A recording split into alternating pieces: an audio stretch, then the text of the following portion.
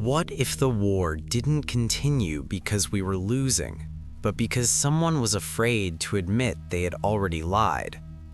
I still remember the sound of the radio that morning in 1968. Static, crackling, a distant voice announcing casualty numbers like weather reports. Outside my apartment window in Washington, D.C., cherry blossoms were blooming.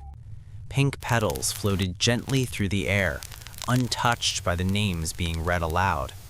Names of boys my age, dying half a world away. I stared at the blossoms and wondered, how could beauty and blood exist in the same moment? And who decided this war had to keep going? In the early 1960s, we believed. I was a junior analyst, fresh out of college, working a modest government job.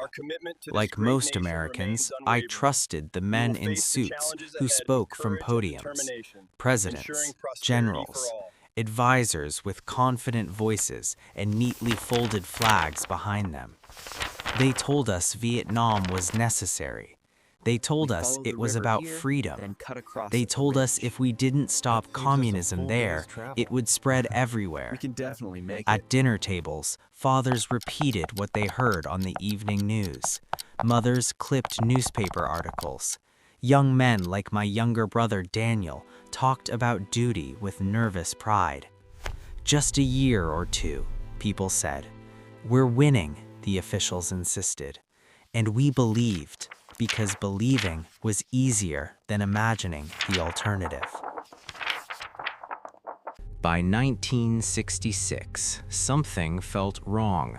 The war kept expanding, yet victory never came. Each year, troop numbers increased. Each year, casualties rose. Each year, the language from Washington stayed the same. Progress, momentum, light at the end of the tunnel. But inside the buildings where I worked, whispers began to circulate.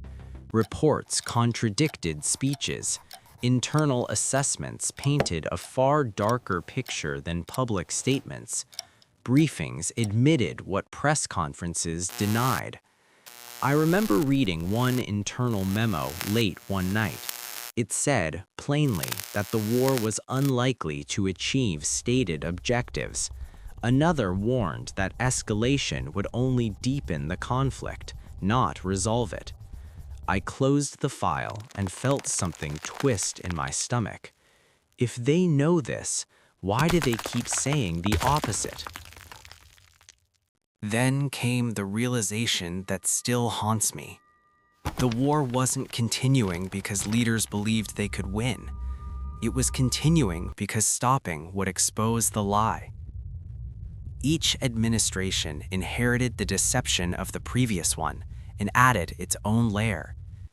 Admitting failure would mean admitting thousands had died for a false premise. Elections had been influenced by deception. Trust between government and people had been broken. So instead of telling the truth, they doubled down.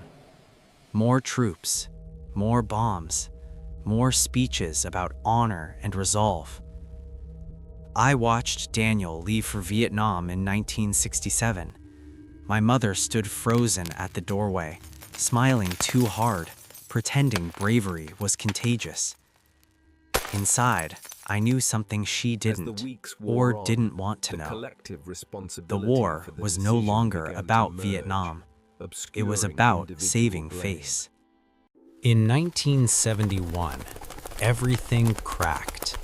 A man named Daniel Ellsberg leaked thousands of pages of classified documents, what would soon be called the Pentagon Papers.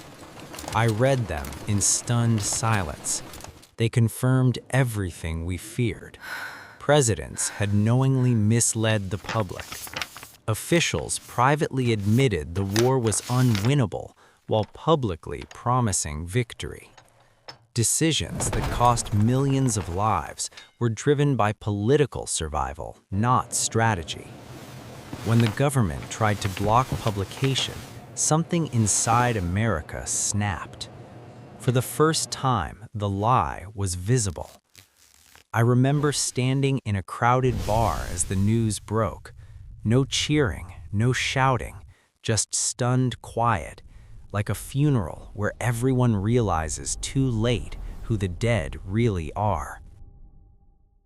The war dragged on for years after the Pentagon Papers. The truth came out, but not fast enough to stop the bloodshed. Daniel never came home. When Saigon fell in 1975, people asked how it all went so wrong, but some of us already knew. The war wasn't prolonged by ignorance. It wasn't prolonged by hope. It was prolonged by a lie and the fear of admitting it. The lesson is simple and terrifying. When leaders choose reputation over truth, wars don't end, they rot. And when lies become policy, ordinary people pay the price. Every spring, when cherry blossoms bloom in Washington, I still hear the radio in my head. Names drifting through static, petals falling silently. And I ask myself the same question. How many wars last longer than they should because someone is afraid to tell the truth?